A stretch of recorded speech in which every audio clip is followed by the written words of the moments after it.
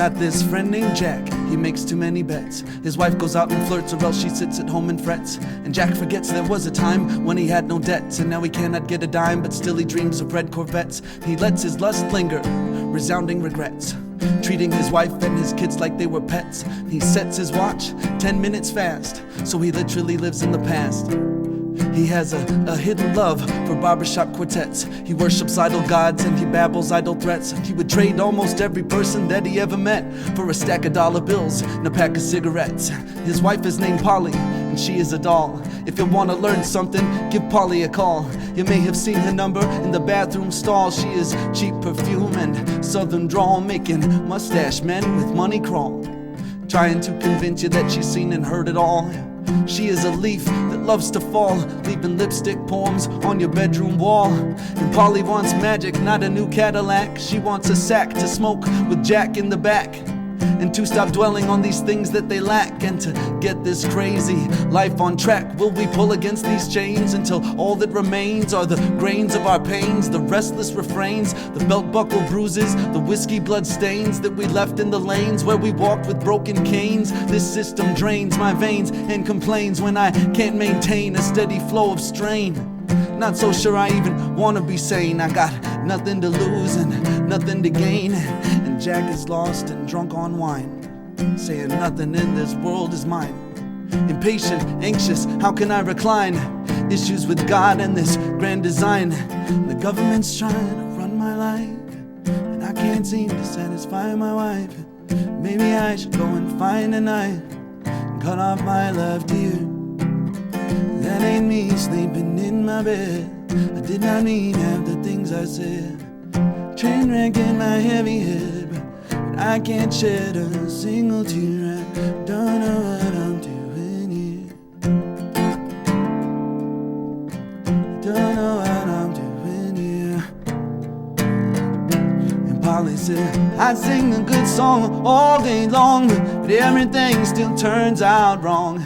I'm just trying to stay strong. Why can I not recall my youth?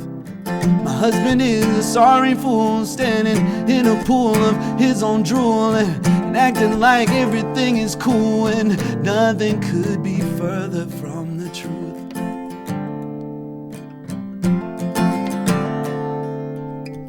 Polly prayed for Jumpin' Jack, but Jumpin' Jack could not sit still. She gave him everything she had, but still he could not get his fill. And Jumpin' Jack was known in town as someone who could not say no, and all he had was Polly's frown, and nowhere but the grave to go home.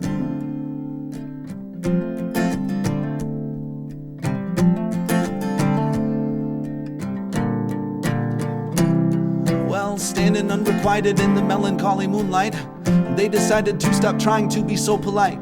They kept the town up with a legendary fight that lasted to the next day and through the next night, and finally they stopped to the tired town's delight. Still not knowing who was wrong and who was right, still lost and blue, still full of spite. Jack asked if they were through, and Polly smiled and said not quite. Jack stepped on Polly's painted toes, and Polly punched Jack in his already crooked nose.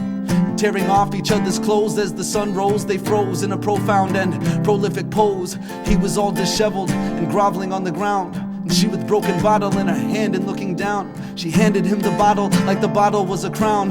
Perhaps they were looking for something that cannot be found, and Jack said, I don't think that I can ignore this itch that I have to be rich anymore. She called him a snitch and he called her a whore, and then Polly told Jack that she'd rather be poor. And then Polly and Jack went down to the store, already full of booze, but they could use a little more. And Jack's already yakking about the next big score, and Polly, she just listens like it was a chore. And they're staring at the bottles full of regret, arguing about what kind of whiskey they should get. And Polly wants the kind they drank the night they met, and Jack wants what is cheapest, ever mindful of his debt. Now, up at the counter, somebody makes a threat, and in walks a homeless Vietnam vet. The man at the counter has a gun and seems upset, saying, don't do nothing funny, give me money and I'll jet. And Polly starts to shake, and Jack begins to sweat, and they cannot remember what they came here to forget. And someone in the store cries out for help and says, not yet, I'm so afraid to die, he'll kill us all, I bet. And the man with the gun gets nervous and runs. He trips and he stumbles straight into the bum. And Polly goes numb as Jack goes for the gun. The gun momentarily reflects the sun, and one shot rings out. The shooter gets away, and Jack lay bleeding in the store doorway. Polly rushes over to where Jack lay. She ain't religious, but she begins to pray. And all this blood just getting in the way of the words that Jack is trying to say. Polly says, "Jack, are you okay?" And Jack says, "Damn, what a day." She says, "All I got is you." He said, "Yeah, I guess that's true." She said, "Yeah, but Jack, what's new?" The ambulance sirens pick up their cue. Jack said, "Polly, I love you." She said, "Jack, I know you do."